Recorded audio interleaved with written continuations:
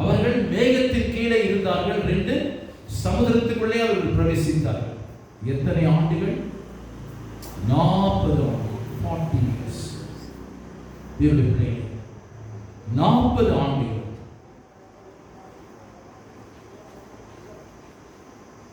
40 ஆண்டுகள் வேதம் சொல்லுகிறது. அவர்கள் மேகத்தின் கீழே இருந்தார்கள். அடுத்து சமுத்திரத்தின் வழியாய் கடந்து வந்தார்கள். அடுத்து அந்த கீழே இருக்கிற வசனம் வாசிக்கும் போது they were all baptized into Moses in the cloud and in the sea. Hallelujah. வேதம் சொல்லுகிறது திட்டம் தெளிவாய் 1 கொரிந்தியர் 10ஆம் அதிகாரத்தில் 2ஆம் வசனத்தில் இவர்கள் எல்லோருமே மோசேயினால் ஹalleluya ஞானஸ்நானம் பெற்றார்கள். நாம் நினைக்கிற ஞானஸ்நானம் இப்பதான் நாம் பெற்றுக்கொள்ளலாம். அவர்கள் மோசேயின் கீழே ஞானஸ்நானம் பெற்றார்கள். இஸ்ரவேல் ஜனங்கள்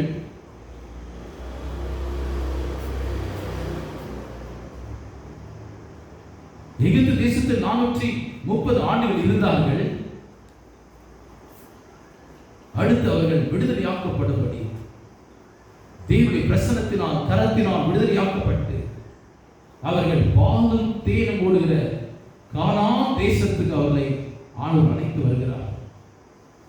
வேதம் சொல்கிறது பாலும் தேனும் ஓடுகிற தேசம் அந்த கானான் தேசம்.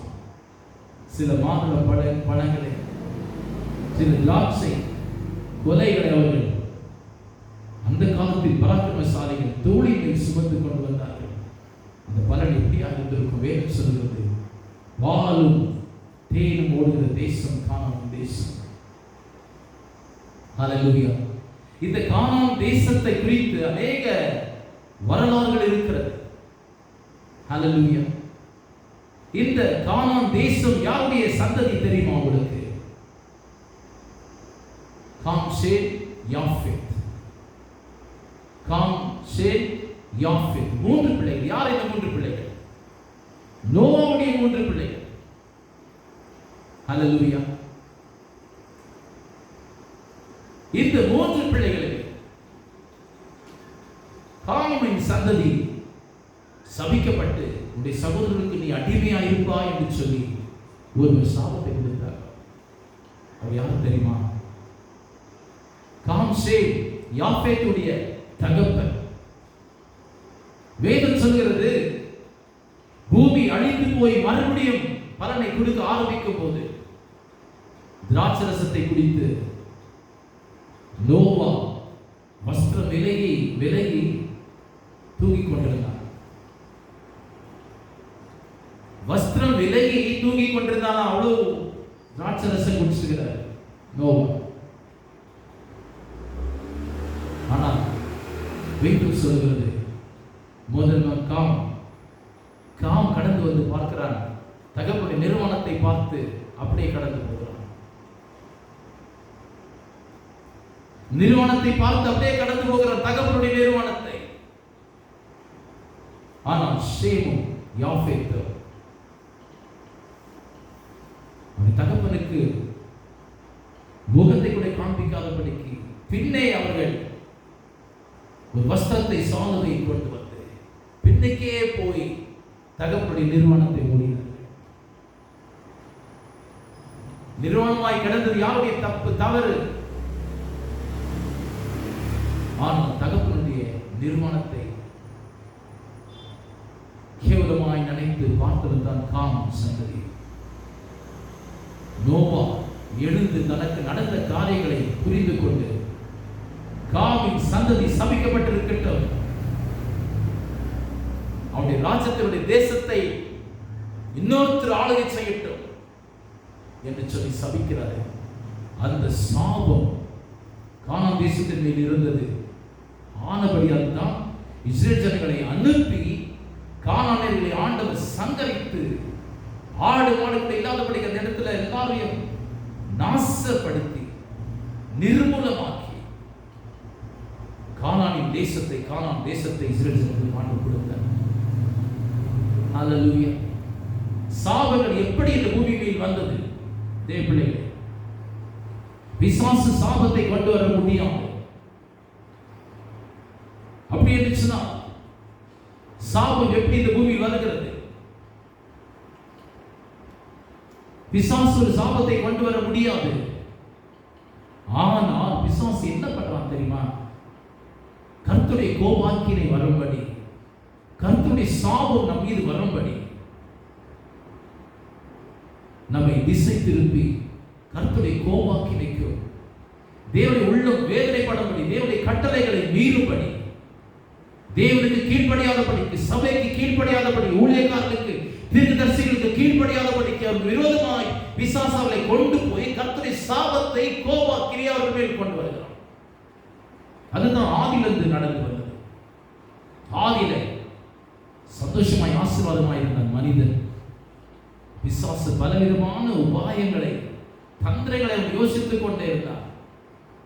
நான் தள்ளப்பட்டிருக்கிறேன், எனக்கு இவ்வளவு வேதனையான வாழ்க்கை, அந்த மனிதன் இவ்வளவு அழகா இருக்கிறானே, இவனை பார்க்கிறது தேவனை பார்க்கிறது போலவே இருக்குது, இவனை பார்க்கிறது ஆண்டவர் கூட ஆண்டவருடைய சாயலே இருக்கிறானே, நான் ஏன் இப்பேற்பட்ட பயங்கரமான சாயலில் மாறி போயிருக்கிறேன்? இவர் தேவனுடைய சாயலில் இருக்கிறார் என்று சொல்லி வகை தேடிக்கொண்டே இருந்தார். எப்படி ஆகிய என்ன செய்வது என்று சொல்லி ஆண்டவர் சொல்லியிருந்தார். என்ன சொல்லியிருந்தாரு? இந்த கனியை என்ன பண்ணாத, புசிக்காத, இந்த கனியை நீ புசிக்கும் போது செத்தே சாவாய் என்று சொல்லி கட்டளை இட்டிருந்தாரு. வேதம் சொல்கிறது, இதே கொரிந்தியர் 1 கொரிந்தியர் 11 அதிகாரத்துல தொடர்ந்து நீங்கள் வாசிப்பிடுச்சுன்னா,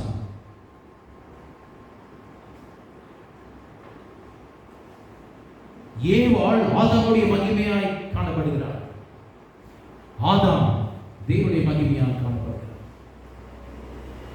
தேவனால் உருவாக்கப்பட்டவன் ஆதாம், ஆதாமிலிருந்து எடுக்கப்பட்டவள் ஏவாள்.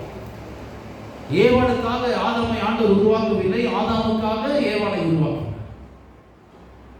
இந்த 11 அதிகாரத்தில் தொடர்ந்து நீங்கள் வாசிக்கும் போது ஸ்திரீகள், பெண்கள் எப்படி தேவனை ஆராதிக்க வேண்டும் என்பதை திட்டம் தெளிவாக கொடுத்திருக்கிறது. மூக்காடு போடாமல் ஸ்டேஜில் குறிப்பிட்ட நிற்க கூடாது என்று வேதம் சொல்லுது. சத்திய வேதம், உன் கையில் இருக்கிற வேதம், என் கையில் இருக்கிற வேதம். மூக்காடு போடாமல் தீர்க்கதரிசனம் உரைக்கிறவள் தன்னுடைய தலையை கனவீனப்படுத்துகிறார். முடியை அதிகமாய் வளர்ப்பது, கூந்தலை அதிகமாய் வளர்ப்பது ஸ்திரீக்கு மகிமை. அதிகமான கூந்தலை, முடியை வளர்ப்பது புருஷனுக்கு கனவீனம். எப்படி தேவனை ஆராதிக்க வேண்டும்? வேதம் தொடர்ந்து சொல்கிறது, தேவ தூதர்கள் நிமித்தம் நாம் ஆராதிக்கும் போது கர்த்தர் இறங்கி வருகிறார் ஒன்று, அடுத்து கூட்டமான தேவ தூதர்கள் இறங்கி வருகிறார். நானும் மோசஸும் நேற்று சபையை கிளீன் பண்ணும்போது எல்லாம் ஒவ்வொரு சின்ன சின்ன சேரிகளை எல்லாம் தொடச்சி வைத்து எல்லாத்தையும் கிளீன் பண்ணோம். நானும் பிள்ளைகளை பேசிக் கொண்டிருந்தோம். ஆண்டவர் அவருடைய தேவ தூதர்களை ஆராதனைக்கு வரப்போகிறார். ஹல்லேலூயா. துதி மத்தியில் வாசம் பண்ணுகிற தேவன் நாம் துதி ஆராதிக்கும் போது கர்த்தருடைய பிரசன்னம் தானாகவே நம்ம மத்தியில் வருகிறது. ஹல்லேலூயா. துதி, ஸ்தோத்திர, பலி, ஆராதனை கர்த்தர் நேசிக்கிறார், விரும்பப்படுகிறவரையும். எந்த ஸ்திரீயும் முக்காடிடாமல் தீர்க்கதரிசனம் தேவனை துதிக்க ஆராதிக்க அனுமதி இல்லை என்று சொல்லி வேதம் சொல்கிறது.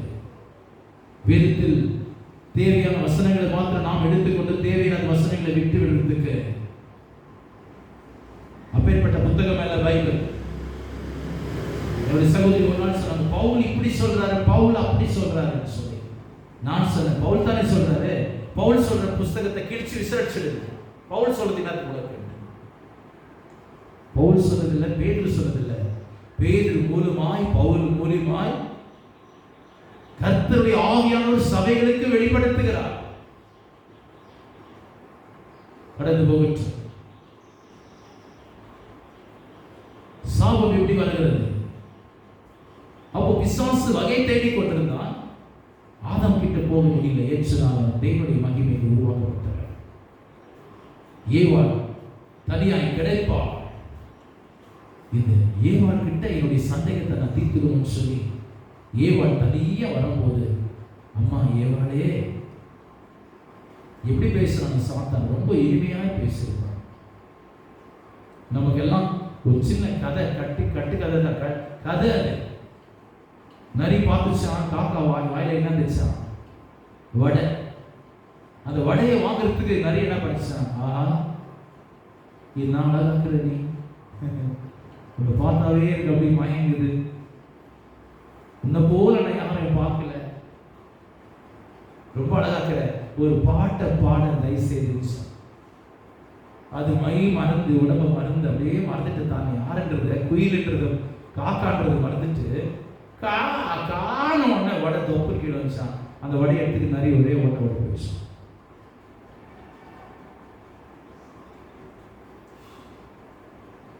அப்படிதான் என்ன அழகாக்குறமா நீ, இந்த கனியை புசிக்க கூடாதுன்னு சொல்லி ஆண்டவர் சொன்னாரா? இந்த கனியை புசிக்க கூடாது, பார்க்க கூடாதுன்னு ஆண்டவர் சொன்னாரு. சாத்தான் கேட்கிற, சொன்னது உண்டோ? சொல்லியிருக்கிறார் ஆண்டவர். ஒரு சண்டை இருந்துச்சு அவனுக்குள்ள. இந்த சீக்கிரட்டை அவங்களுக்கு சொல்லலை. சரி, கடந்து போய்விட்டார். அப்போ ஆண்டுடைய வார்த்தையை அவர்கள் மீறி போனபடியா கர்த்தருடைய சாபம் ஒன்று மேல் வந்தது. கர்த்தருடைய கட்டளையை அவர்கள் கை கொள்ளாமல் போனபடியா தேவனுடைய வார்த்தையை அவர்கள் முதலை தள்ளிவிட்டு சாத்தானுடைய வார்த்தையை அவர்கள் ஏற்றுக்கொண்டபடியா கர்த்தர் இவர்களை சபித்தார். சர்வத்தையும் சபிக்கிறாரு, ஏவாளையும் சபிக்கிறாரு, ஆதாமையும் சபிக்கிறார். 3 ஜனங்களுக்கு எப்படி சாபம் வந்துச்சு? தானாகவே சாபம் அல்ல, கர்த்தருடைய கட்டளைகளை கீழ்ப்படியாமல் போகும். கர்த்தருடைய உள்ளம் துக்கப்படும் போது ஆண்டவரை சபிக்கிறார். அடுத்த சாபம் எங்க வருகிறது? அடுத்த சாபம் எங்க வருதுச்சுன்னா, ஆபேலும் காயின். ஆபேல் கர்த்தருக்கு பலி கொடுக்கும் போது ஆண்டவருக்கு பலியை ஏற்றுக்கொண்டார். காயின் கொடுத்த பலியை ஆண்டவர் ஏற்றுக்கொள்ளவில்லையா? என்ன சீக்ரெட்? அவங்க 2 பேர் தானே பலி கொடுத்தாங்க. நம்ம சபையில கொடுக்கிற காணிக்கைகள், தசமங்கள், எல்லாரும் கொடுக்கிற காணிக்கை தசமங்களை கர்த்தர் ஏற்றுக்கொள்ளவில்லை.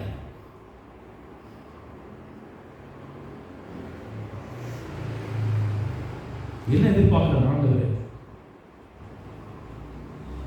உங்களுக்கு ஒரு 10,000 ரூபாய் வரும்போது தசமாக 1000 ரூபாய் கொடுக்கணும். காணிக்கை பற்றி பேசுகிற உதாரணத்துக்காக சொல்றேன். 10,000 உங்களுக்கு சம்பளம் வரும்போது 1000 ரூபாய் காணிக்கை கொடுக்கணும். சிஸ்டர் போன ஆண்டு கிறிஸ்துமஸ்க்கு பாஸ்டர் வருவாரு, கேரஸ் வருவாரு. அவர் ஒரு 500 ரூபாய் கொடுக்கணும் காணிக்கைன்னு சொல்லி வீட்டில் வச்சுட்டு இருந்தாங்க. வீட்டில் வச்சுட்டு அப்படியே அந்த காசை, அந்த 500 ரூபாய் பணத்தை வந்து செலவு பண்ணாத வச்சுட்டே இருந்தாங்க. நாங்கள் யாருமே இந்த வருஷம் கேரட்ஸ் போல காணிக்கை கொடுக்கல. அதனால அவர் இருக்கும்போது அந்த தோலை வந்து ஆண்டவர் இப்படி தட்டினார். இப்படி தட்டிட்டு என்னான்னு சொன்னாக்கா,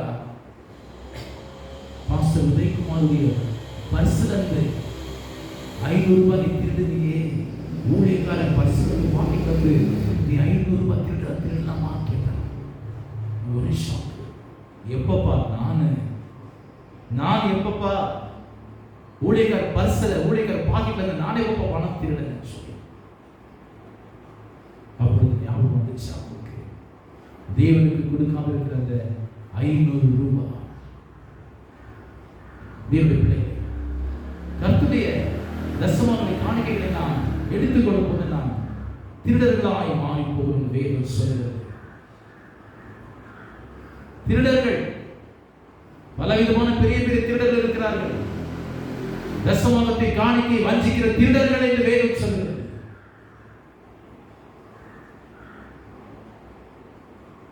மனப்பூர்வமாய் ஆபேல் காணிக்கையிட்டார். காயிலோ ஒரு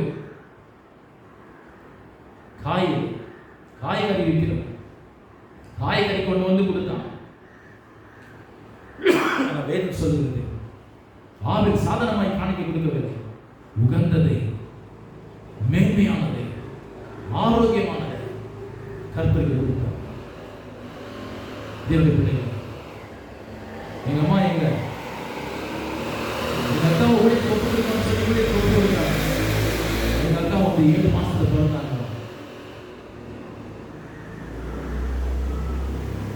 சும்மா அவ்வளோ ஒரு அடி கூட ஒன்றரை அடி கூட இருந்தாங்க தெரியல, அவ்வளோ மெலிசா பலவீனமாக இருந்தாங்க.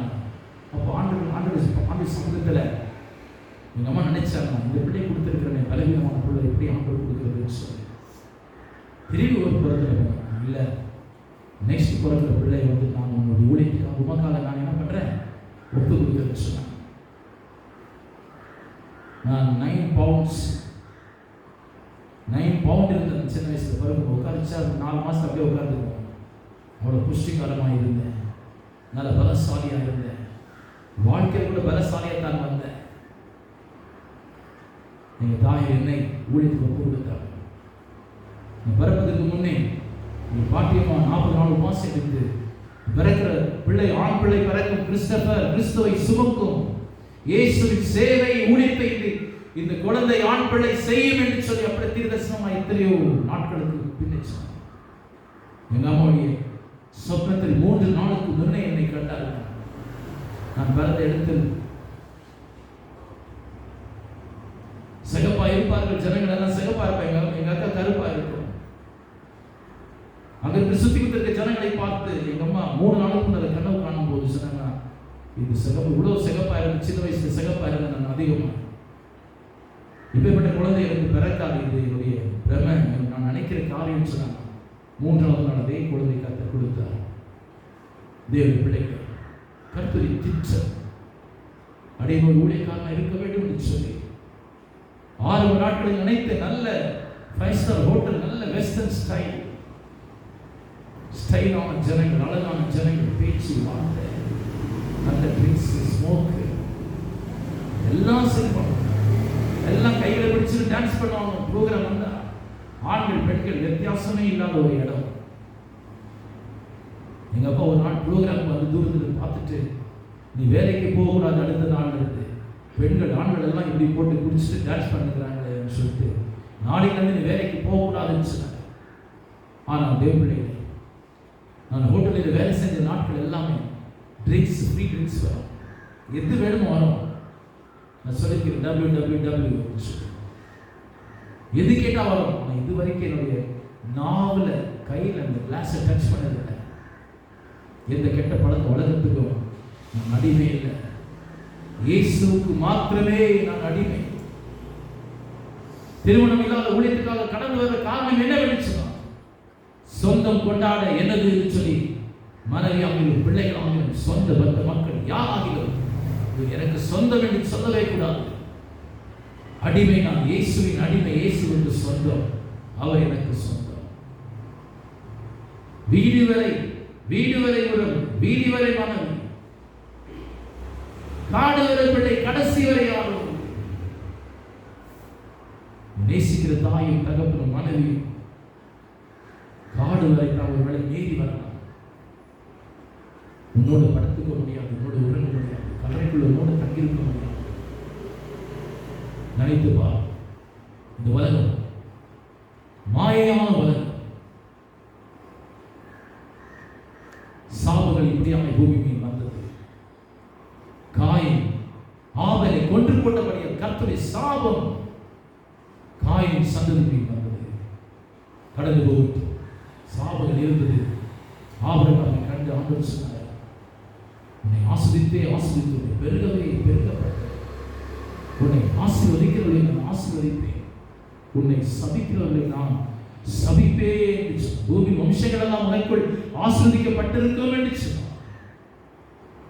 சாபத்தை ஆபிரகாமுக்கு ஆண்டவர் கொடுக்கல, எல்லாவற்றையும் ஆசீர்வாதமாய் கொடுத்தார். ஏன்னு சொன்னார், கர்த்தருக்கு கீழ்ப்படுகிற மனிதனாக காணப்பட்டார், தேவனுடைய சத்தத்துக்கு கீழ்ப்படுகிற மனிதனாய் காணப்பட்டார்.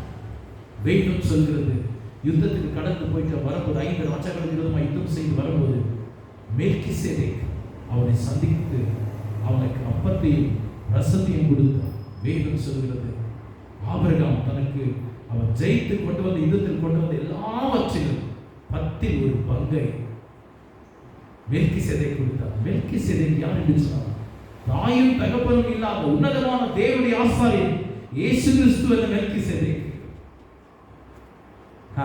கடந்து போட்டு தேவனுக்கு உண்மையுள்ள பிள்ளைகளாக இருங்க. வேதம் சொல்கிறது, இவர்கள் மேகத்துக்கேலும் சமுத்திரத்தின் வழியாய் அவர்கள் நடந்து போனார்கள். 2 வசனம் சொல்கிறது, அவர்கள் மோசையினால் ஞானஸ்தானம் பெற்றார்கள்.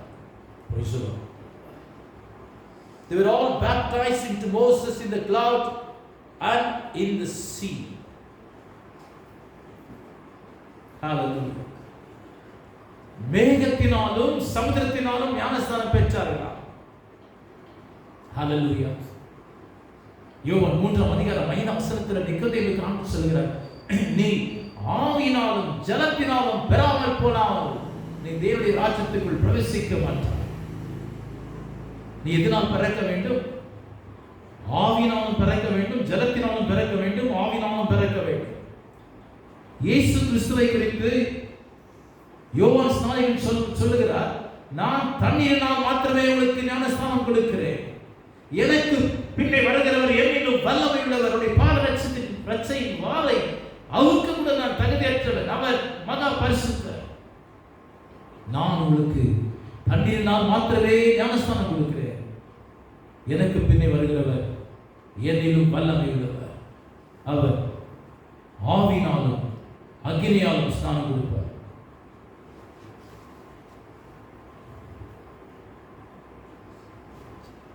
எனக்கு பின்னே வருகிறவர் ஆவியினாலும் அக்கினியாலும் உங்களுக்கு ஸ்நானம் கொடுப்பார். வேறு சொல்கிறது,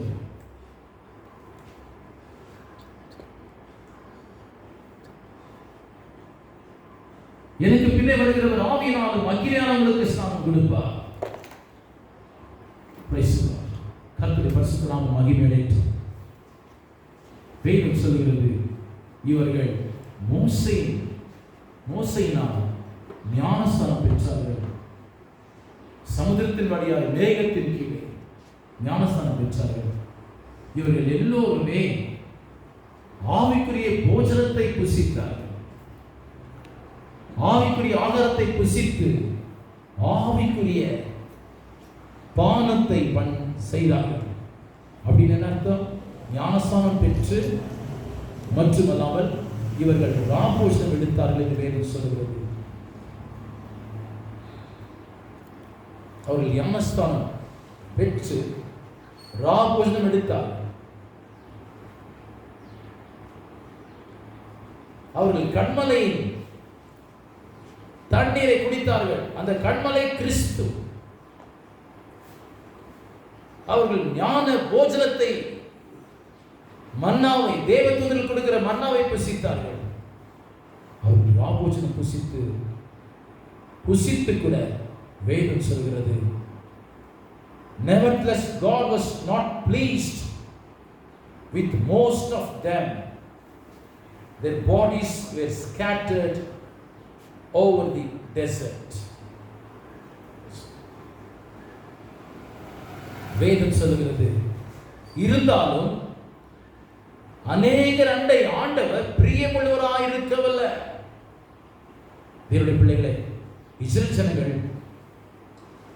எகிப்து தேசத்திலிருந்து கானான் தேசத்துக்கு வரும்போது 6 லட்சம் புருஷர்கள் இருந்தார்கள். எத்தனை லட்சம்? 6 லட்சம் புருஷர்கள், மனைவிகள், பிள்ளைகள் இருந்தார்கள். வேற பிள்ளைகளும் இருந்திருக்க வேண்டும் நினைக்கிறேன். 6 லட்சம் புருஷர்கள். இந்த 6 லட்சம் புருஷர்கள் விதத்தில் ஆண்டவர், இவருடைய விதத்தில் விஷயத்தில் அவர் பிரியமுள்ளவராய் காணப்படவில்லையா? ஆனபடியால் இவர்களை எங்க சங்கரித்து போட்டாரா? எங்க? எகிப்தில் இருந்து கானான் தேசத்துக்கு வரும்போது வழியிலே இவர்கள் செத்து போனார்கள். எத்தனை பேர் செத்து போனார்கள்? எத்தனை பேர் செத்து போனார்கள்? கணக்கெடுத்துக்கும் 6 லட்சம்.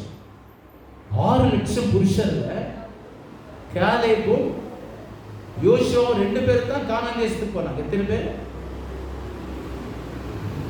அப்போ 6 லட்சம் பேர்ல 2 பேர் எடுத்துருந்தோம். அங்க நடந்த காரியம் இன்னும் வேதனையான காரியம் என்னன்னு சொன்னார். காலேபும் யோசுவாவும் கடந்து போனார்கள். அந்த 6 லட்சம் ஜனங்களிலே 2 பேர் தான் கானான் தேசத்துக்குள்ள கடந்து போனாங்க. அப்போ 6 லட்சத்துல 2 பேர் போனா எவ்வளவு?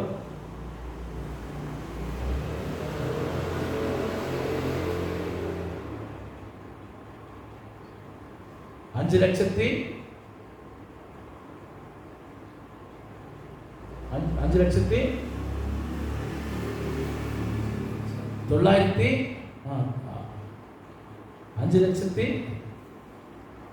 அதாவது ரெண்டே ஆத்மா, 2 பேர் தான் போறேன்.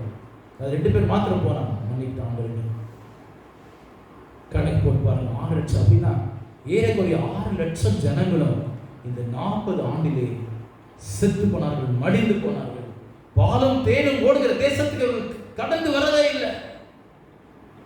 ஆண்டு சொல்றாரு, யோசுவாவும் காலேபும் வேற ஆவி உள்ளவர்கள், இவர்கள் எல்லாவற்றிலும் எனக்கு கீழ்ப்படிந்தபடியால் இவர்கள் மாத்திரமே கானான் தேசத்துக்குள் கடந்து போவார்கள்.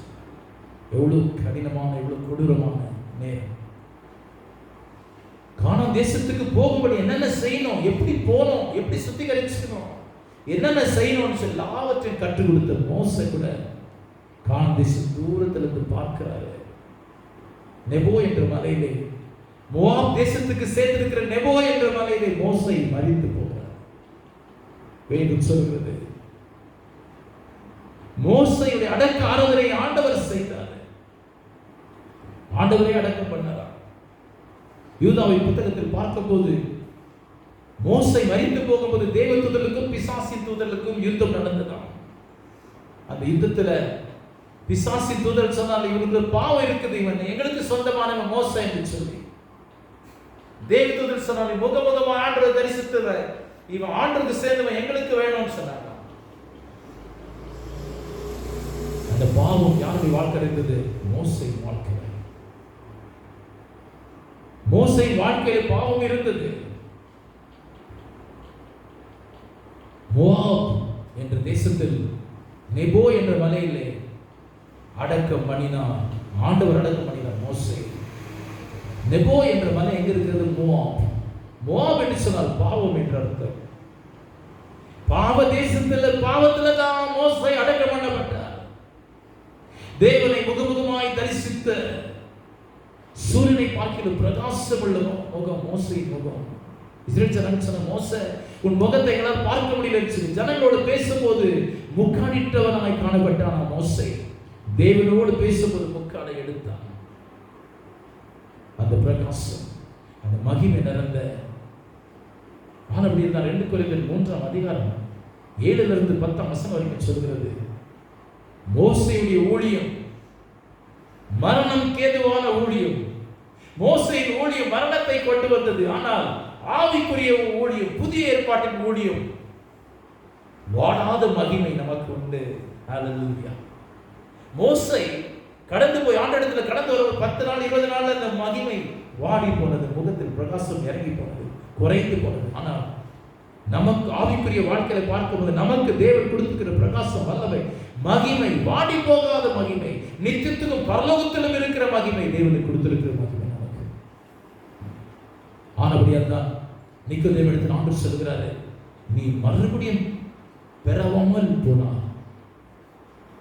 நீ மறுபடியும் பெறாமல் போனா, பிறக்காமல் போனா தேவனுடைய ராஜ்யத்தை என்ன பண்ண மாட்டேன், நீ காண மாட்டாய். அடுத்து சொல்றார், ஆவியினாலும் ஜலத்தினாலும் பெறவாமல் போனா, பெறவாவிட்டா, பிறக்காமல் போனா நீ தேவனுடைய ராஜ்யத்துக்குள்ளே பிரவேசிப்பது என்று சொல்றது. பார்ப்பது, பிரவேசிப்பது. மீண்டும் பிறக்கும் போது பார்க்க முடிகிறது. born again. மீண்டும் பிறக்கும் போது பார்க்க முடிகிறது. ஆவினாலும் ஜலத்தினாலும் பிறக்கும் போது பிரவேசிக்க முடிகிறது. ஹல்லேலூயா. கானான் தேசத்தை நெபோ மலையிலிருந்து மோசே பார்க்கிறார். இது யூதா, இது லேவி, இது காலேபு என்று சொல்லி ஆண்டவர் பங்கிட்ட இடத்தை நெபோ மலையிலிருந்து பார்க்கிறார் மோசே.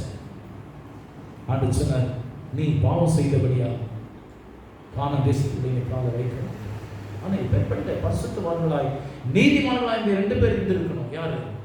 யோசுவாவும் காலேபும். ஹல்லேலூயா. வேதம் சொல்கிறது, ஏறக்குறைய 90 வயது உள்ளவனாய் இருந்தான் காலேபு. 90 years. மோசேக்கு 120 வருஷம் மரிக்க போகும்.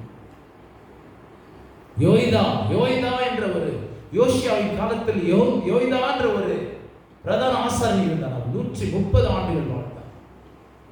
வேதம் சொல்லுது, என்னுடைய பிள்ளைகளே, அநேகரிடத்தில் ஆண்டவர் பிரியமுள்ளவர்களாய் காணப்படுகிறார்.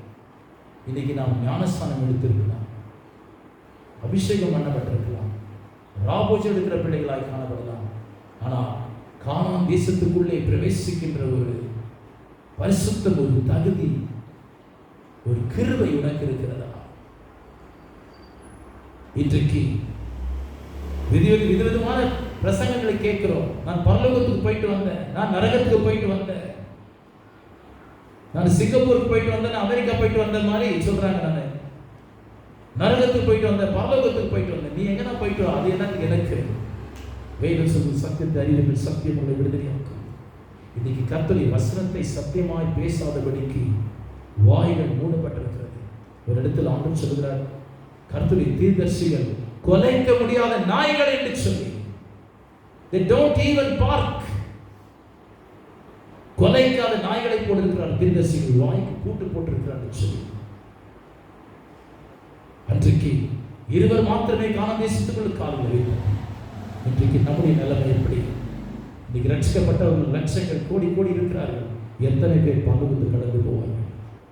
சற்று யோசித்துப்பா. கண்களை மூடி நாம் ஜெபிப்போம். நேசிக்கிற பரலோக பிதாவே, மன மகிழ்ச்சியும் காலை நேர ஆராதனைகளுக்காய் நன்றி. கொடுத்த ஒவ்வொரு பாடல்கள், துதி, ஆராதனைகளுக்காய் நன்றி. தொடர்ந்து வசனங்களை கேட்ட ஒவ்வொரு மக்களை தொடு. என்னுடைய வசனங்கள் அல்ல, ஜீவனுள்ள முடி வசனங்கள் ஒவ்வொரு மக்களை உயிர்ப்பிக்கட்டும், தொடரட்டும், ஆசீர்வதிக்கட்டும், சுகப்படுத்தட்டும்.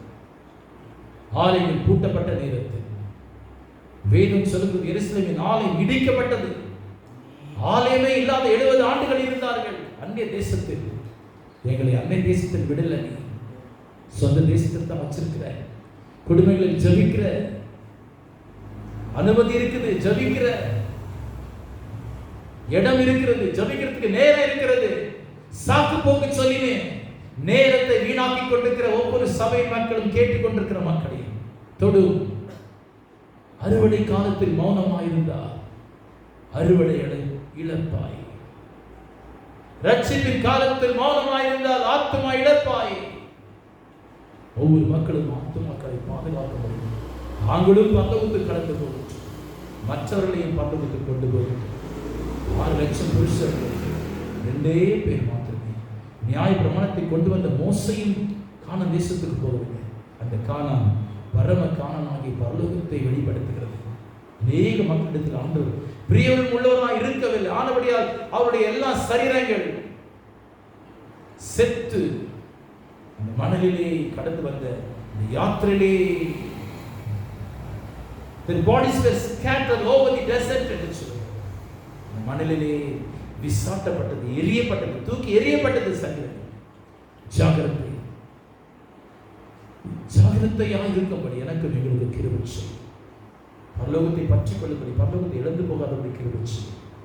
என்னையும் எங்களையும் தாழ்த்திக் கொள்வது தொடர்ந்து வழிநடத்தும் ஆசீர்வதி இயேசுவின் நாமத்தில் பிதாவே ஆமென். கர்த்தராகிய இயேசு கிறிஸ்துவின் கிருபையும் பிதாவாகிய தேவனுடைய அன்பும் பரிசுத்தாவின் நிறைவான ஆசீர்வாதமும் வல்லமையும் பிரசன்னமும் பாதுகாப்பும் சகோதரர் கேட்டுக்கொண்டு தேவப்பிள்ளைகளும் தாய்மார் தந்தையர்கள் இப்பொழுது எப்பொழுதும் சதா காலங்களிலும் என்றதில் நடத்திருப்பதாக ஆமென். என் ஆத்துமாவே கர்த்தரை ஸ்தோத்திரி, என் முழு பரிசுத்த நாமத்தை ஸ்தோத்திரி. என் ஆத்துமாவே கர்த்தரை ஸ்தோத்திரி. கர்த்தர் செய்த சகல உபகாரங்கள் கர்த்தர் தாமே உங்களை யாவரையும் ஆசீர்வதித்து வழி நடத்துவதாக. விடைபெறுவதற்கு சகோதர பாசி வைக்கணும். God bless you and bless you.